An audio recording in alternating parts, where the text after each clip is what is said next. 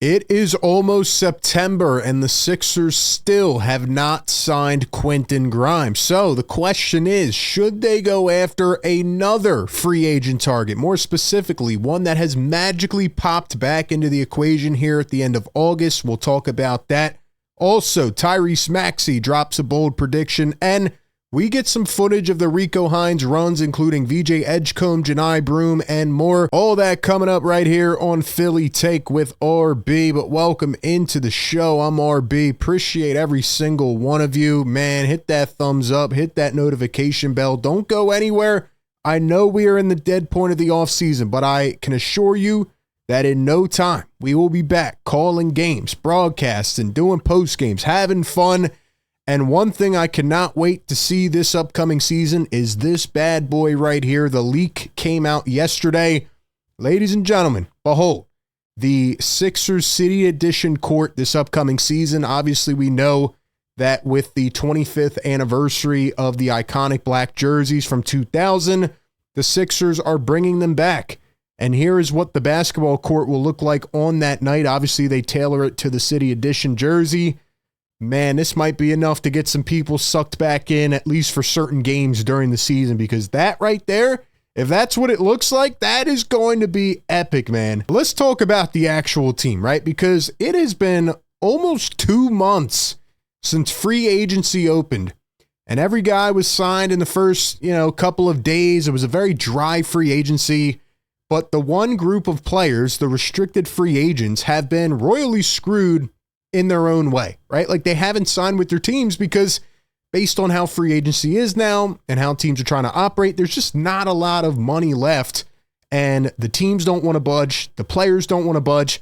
It's going to be interesting to see how it plays out over the next month. But one guy who's not a restricted free agent, who was actually supposed to be one of the prized free agent signings back in July and was pretty much expected to get a bag with the team that he helped propel this last season, the Detroit Pistons, was Malik Beasley. Now, obviously, news came out and he was being targeted in a gambling investigation, and there was all these crazy things that lasted for a couple months. And who knows what's true and what's not. I'm not here to comment on that. But a couple days ago, Shams Charania puts this out. Breaking news, Malik Beasley is no longer a target in the investigation conducted by the Eastern District of New York. His attorney said this potentially reopens free agency for one of the NBA's top shooters. Beasley's attorneys told ESPN they had extensive convos and meetings with the Eastern District of New York and were informed that Beasley is not being considered as a target after the allegations regarding the gambling on NBA games and prop bets during the 2023 season came out. This is actually insane, right? Whether he's guilty or not. This guy was supposed to get like $60, $70, $80 million in free agency, and now he's probably going to get like less than 10 or 20. So this man just lost about 60 M's. Now, on the flip side, I understand the caution from the team, and then this follow-up came out where apparently Malik Beasley is still under investigation and could face charges. He is not fully clear. Though he's no longer considered a target, he still remains a quote-unquote subject, meaning his conduct is still under review and charges could be possible. So a lot of teams are going to see this and say, whoa, we got to stay away with a 10-foot pole. And other teams are going to look at this as an opportunity like, man, what if he is not guilty and we can get him for, $7 million or something this upcoming season and add one of the best movement shooters in the NBA, a guy who pretty much led the NBA last year in a lot of categories and had a breakout season, had his best at age 28. So that poses the question, should the 76ers go out and try to get Malik Beasley and pry him away? The answer is no, and it is no for a couple distinct reasons. Number one, they still have not figured out the Quentin Grimes thing. Obviously, it is tiring at this point, but based on the RFA group, we know it's probably going to get resolved at some point. And right now, the Sixers do have more leverage in that situation. Quentin Grimes is younger. You're going to get him for cheaper, most likely, and you're going to get him for more years. Even if he doesn't want to play here long term, you can use that as a trade chip. Number two, Malik Beasley probably does not want to come to Philadelphia.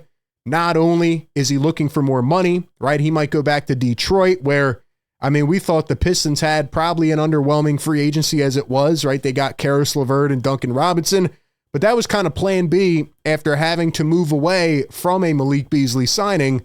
Now they might be able to bring him back to a team that was young and hungry and really could use that veteran presence and had a great season. So really, I just don't even see a role for him here in Philly. I mean, obviously the Sixers already have a logjam of guards, and sure, shooting is always a premium, but he's not that good of a defender. He's really not that much of a creator at all. He'd be just a spot-up guy, and where would he play, right? You already have a ton of guards on this team. I don't think they need to add any more, especially if their plan is to still bring Quentin Grimes back. Now, according to Mike Scotto, the Cleveland Cavaliers and the New York Knicks and the Minnesota Timberwolves have already touched base with Malik Beasley, and I think that all three of those teams could definitely use the shooting, especially the Cavs, who just emerged as a team after it was announced that Max Strus was going to be out for a couple months.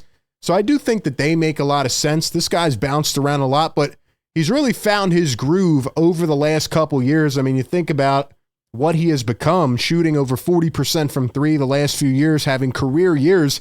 Like I said, he was going to get a lot of money in free agency, and it does suck for him.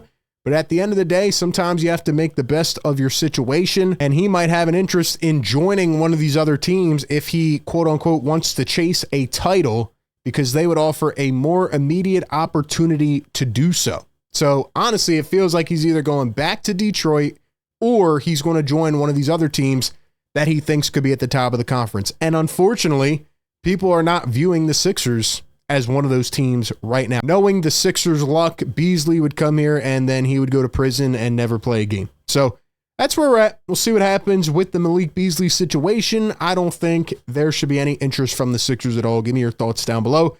And will they ever sign Quentin Grimes? Who knows? Speaking of guards on the Sixers, though, Tyrese Maxey drops a bold prediction. He was asked if he knew what his NBA 2K rating was this year. He said no, but they told him it was an 86, and then he said, quote, "I will be a 90 overall by the end of the season." So Tyrese Maxey looking to take a big leap, and if we look at this new workout footage, shout out to Harrison Grimm for putting it on Twitter. Look at Tyrese Maxey doing his thing. I'm telling you, he's really learning that change of speed. Now, how much stock can we put into an LA workout in the offseason? Probably not a lot, right? Sixer fans know that best. But I just think Maxey's coming back with a vengeance, right? We don't know about Joel Embiid. We don't know about Paul George. But what I know is that Maxey, McCain, and VJ, they will be ready to go day one. And it's going to be up to Maxey, who is pretty much the vet of the team that we know will be on the floor at this point, which is crazy to think about. Feels like yesterday he was drafted. It's going to be up to him to really take charge, to really take lead. There have been times when he has been asked to be either that number one or two in the last couple of years, and he hasn't shown a lot. You know, he's been okay, but he's got to really take that next step now and be that guy. He's got to be that go-to guy on a consistent basis. So I like what he's working on here. I think it adds a little bit of extra spice to his game, a little more balance. So we know Maxey will be in the gym all off season. And speaking of being in the gym, the annual Rico Hines Runs. And I love that Rico Hines is an assistant coach on the Sixers now with Nick Nurse, because a lot of the Sixers players get to play in these runs. So featuring today's Sixers young players, usually it's the rookies, which it is this year, VJ Edgecombe and Johni Broome. There's VJ, going to find his way out to the wing, bang. VJ looks good, man. Like, he looks very comfortable with the ball in his hands. I think Justin Edwards was actually out here too. Probably a couple other young Sixers. Pretty much what this is just a bunch of runs where these guys just scrimmage and they play and they get to, you know, meet with some of the trainers, including Rico Hines, who does a great job with this event. Yeah, man, there's Johni Broome guarding out on the perimeter. Maybe he's slimmed down a little bit. Broome showed some flashes in Summer League. Here's VJ again going downhill, sifting right through, up and in. It's almost like a glorified LA fitness gym, yet you have all these young guys just hooping. I like it, man. I like it. There he is. There's Edwards. I think that's him. But yeah, man, there's Trendon Watford as well, I believe that is. So all the young Sixers guys getting in some work. It's crazy to try to describe the feeling right now as somebody who has been now covering this team for, 6 years, which is insane. This has been like the weirdest off-season lead up, build up to the season.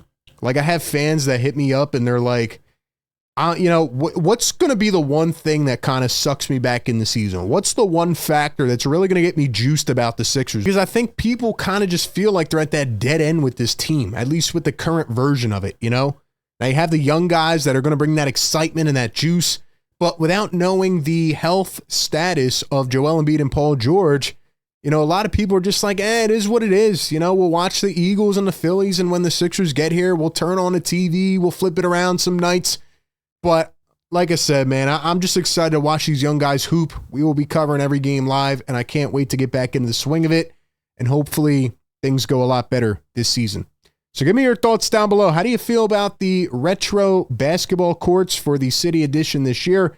And should the Sixers go out and try to get Malik Beasley over Quentin Grimes? Give me your thoughts down below. As always, appreciate everybody for tapping in. Be sure to like, comment, and subscribe. That being said, I'll catch you on the next one. Peace.